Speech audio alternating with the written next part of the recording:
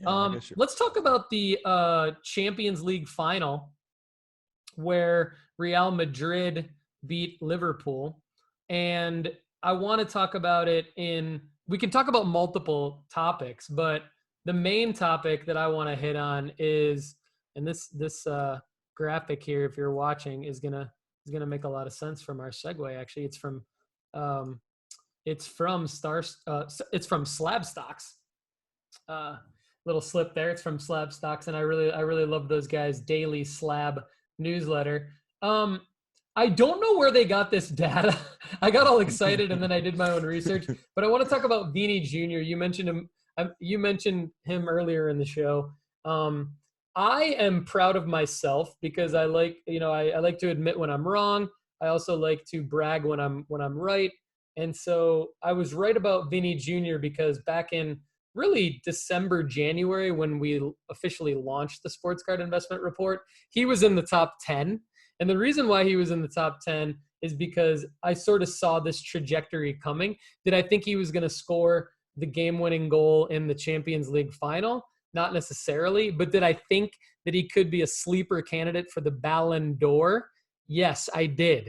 I thought he was going to be a sleeper candidate based on some intel that I had from some people here in Spain. Nothing fancy. I'm just kind of exaggerating there. But no, I really do. I really do like Vini Jr. Yeah, my neighbor and my son who watch a lot of soccer. Anyway, yeah. But he did actually make a big improvement this year and kind of came through on a lot of the hype that he hadn't lived up to until this year. And so I do think that he deserves to be in our top 50. Like Kendall mentioned, he's in our top 50, and he's currently sits at 48, I think. Criminal. Yeah, 48. Criminal. And what I wanted to talk about today is and we also talked about his teammate Karim Benzema a couple episodes ago, and I wanted to just with Kendall take a look at some data. Did this Champions League final really move the needle? And long story short, it didn't. There have been no sales since the final. The most recent sales were on the 28th, which was the day of the final. So it was before Real Madrid won. It was before Vini Jr. scored the goal. So now my question is Vini Jr. is he not even more of a buy? Because cards like his, he has a flurry of a plethora of 2018 Don Russ rated rookie from that set. Now he was a rookie before that, but the Panini Don Russ rated rookie is that recognizable brand to Americans. And so, on the 28th, this press proof raw went for $75, but that was before he scored the goal. This kaboom that, as much as I love Slab Stocks, I think they got this wrong because I don't see a kaboom sale after the goal. I see a kaboom sale before the goal. I see kaboom sales here before the goal. So unless they got this from maybe they got it from PWCC or MySlabs or something. So they could be correct on this. But in terms of eBay sales, there have been none since the goal. So I still see Vini Jr. as a guy that has a lot of markers coming up with the World Cup and a great career ahead of him. Now he's kind of got that Giannis, that title, that big title under his belt, and he's still super young. So what's your take on Vini Jr. and his cards, Kendall?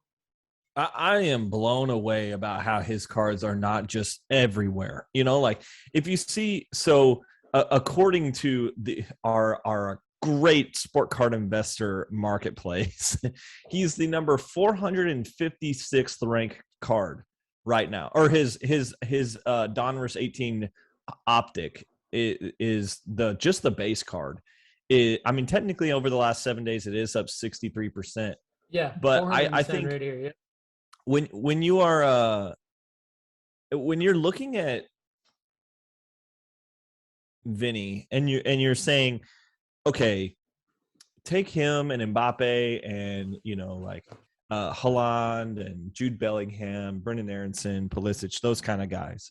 They're all under 24. Who shakes out to be the best? And I think Vinny probably shapes out to be a massive goal scorer. But I think when you look at the past soccer card. Like, I don't know if I talk about metas a lot because like I'm in the NFT and blockchain and that kind of space a lot during the week. And so like the meta's evolving a lot. I think in soccer, especially in terms of investable materials, our meta for the last 15, 20 years has been a number 10 that is incredible. Like you think of the Messi profile or you think of the Ronaldo profile, like a midfielder that does it all. No matter what, he scores goals, he can play back, he can box to box. Like those are the guys that everybody's just like, who's going to be the next that guy? Which is why Mbappe just got incredible amounts of hype in early on, which is why Neymar had incredible amounts of hype, like, and has had incredible amounts of hype. But there are players like Vini or Benzema. Benzema is like, I mean, you could say he's great, but like he doesn't get the same hype because he's a number 9, like because he scores goals. And it's like, that's great, but like, does he do anything else? And I think Vini fits that same profile. What's different, though, is I think he's 21. He's going to play for Brazil. He's going to score a ton of goals in the World Cup. I think he starts over or with Richarlison. Like, that is a big debate right now. It's like, who is going to play the number 9 for Brazil in this World Cup? I think it's going to end up being Vini, especially after this weekend.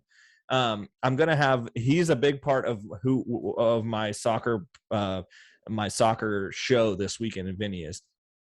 And so there's like part of me that's like going like all in on Vini right now, because I think the meta, what I was talking about in terms of the meta, I think that is going to change over the next 5 to 10 years. I think like in terms of market cycles of like the way that sports have moved, you've seen the NFL, the NBA, MLB, all have moved from the meta from 10 to 15 years ago to a new style of play. You've seen the 3-pointer become like an unreal possibility. When you see a 3-on-1 in the NBA, a 3 is being taken a Steph Curry style rather than taking it to the hoop and getting an old school 2-and-1. With the NFL, you're seeing that West Coast offense, that spread offense that used to only be for college football, really start to dominate the NFL. I mean, I'm talking like strategic levels here. Like in terms of how the game is played, you're seeing how MLB used to be small ball. You're seeing how hitters are pull happy in the swing. When we're talking about how shifts are aligned and how baseball is pitched completely differently now. You're seeing power pitchers over finesse pitchers and how everybody wants to throw 99 now because it's the meta has changed. And when you're looking at soccer, I think we are due for a new meta change. And I think the 9 being the focus of a publicity unit could be that next change. I see that could be a very big change going forward about how it's all about 9s rather than 10s and 7s. And if you're from, what I mean by that is there's positional numbers in soccer. 10 is being a central attacking mid, 7 would be an outside winger. That's typically where we've seen most investable material in terms of how cards boom over the last 5 to 10 years. Specifically the Ronaldo Messi profile there, and even guys like Mohamed Salah fit into that old style of like people just want to invest there. When I think about the next level, I think about maybe potentially those goal scorers being more profiled as the next level. And this guy is 21 years old. So not only is he scoring goals in the Champions League final, not only is he going to be on one of the best teams in the World Cup and potentially fight for another Brazilian championship, this guy could be the striker for Brazil for the next 15 years. And he's going to have almost every record if he stays healthy at that point. And so is Vini an investable material? Yes, because his prices have not skyrocketed yet, and I think they will. I'm totally with you 100% on that. Great call. Sorry, I had to break that down by a lot of levels before I could make it finally, come. I love it. Peak.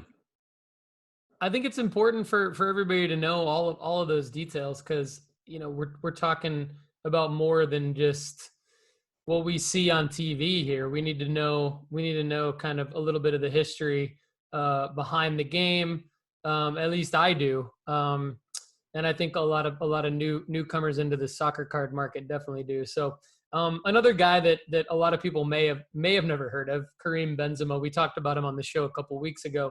Same thing with his cards. No movement, no real sales. And so, I checked not only Sports Card Investor, but also eBay sold listings, and really nothing after the Champions League win. And, similar to Vini, Benzema's on a very competitive World Cup team, France, and has some markers ahead of him as well. And a lot of people already kind of consider him a low-key GOAT. So, there's and really, unless I'm missing something, there's no reason why these guys won't come back on Real Madrid next year and do it again together, right? I mean, they're both still locked in. Vinny's about to sign a mega deal with Real, and I think that Karim paved the way for Vinny. Vinny will stand on Karim's shoulders at the end of this, and I would love, 15 years from now when he's got his Hall of Fame speech or whatever, I hope he says, Karim allowed me to be the player I am today, because he is going to follow in his footsteps and going to get exponentially more publicity than Karim did. But I hope he realizes that this number 9 has paved the way for the next number 9.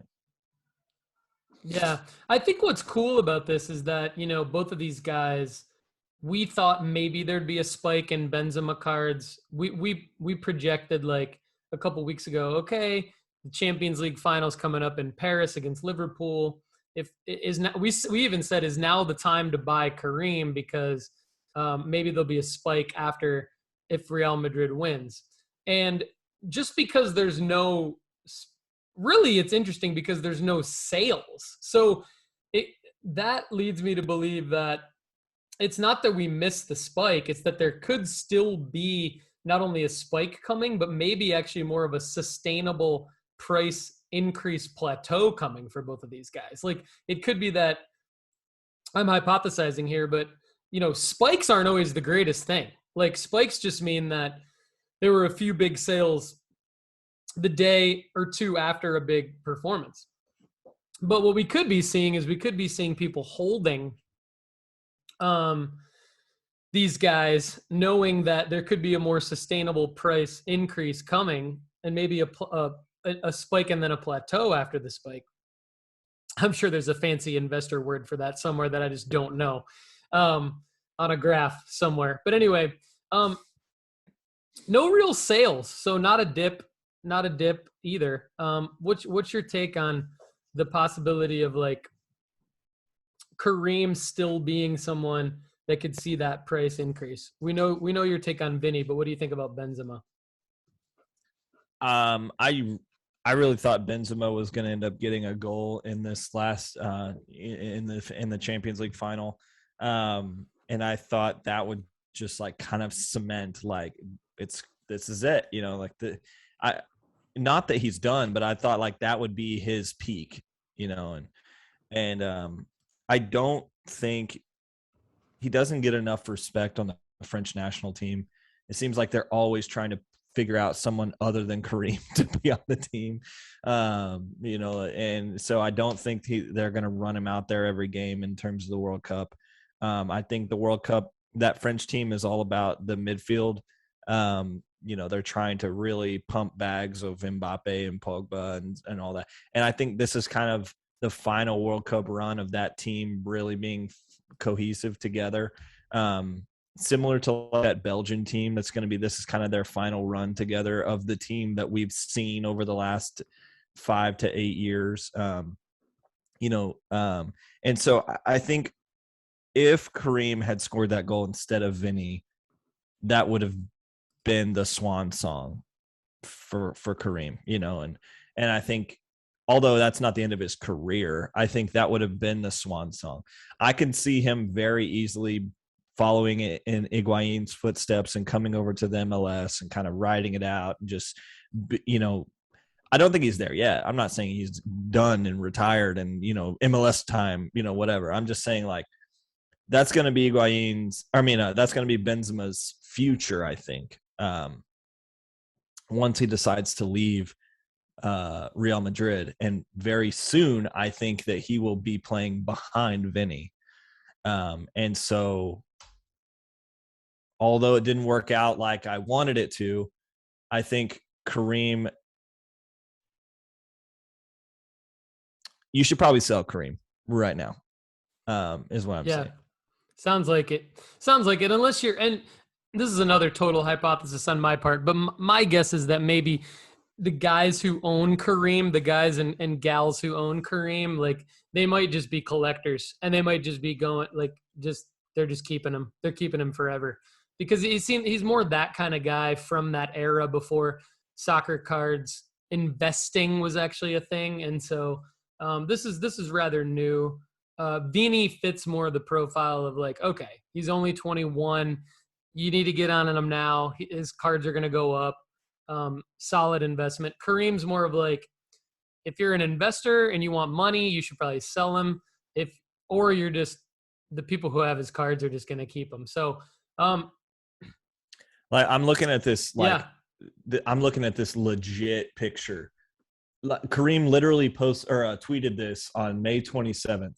He said, "See you tomorrow."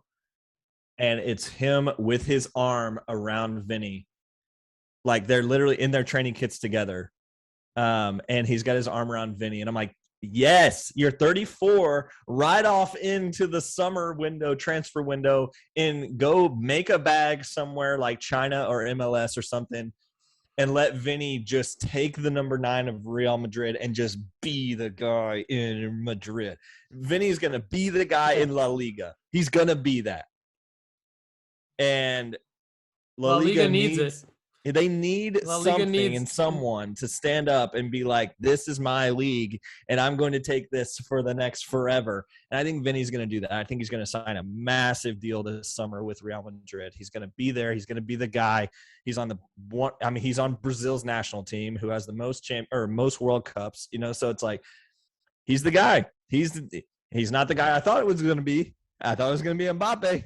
And then before that, I thought it was going to be, I thought we were going to see Cristiano Ronaldo and Messi and Neymar just ride off into the summer in La Liga, but I'm okay with it being Vini, and I'm saying it right here. Vini is going to be the guy for La Liga for the next forever.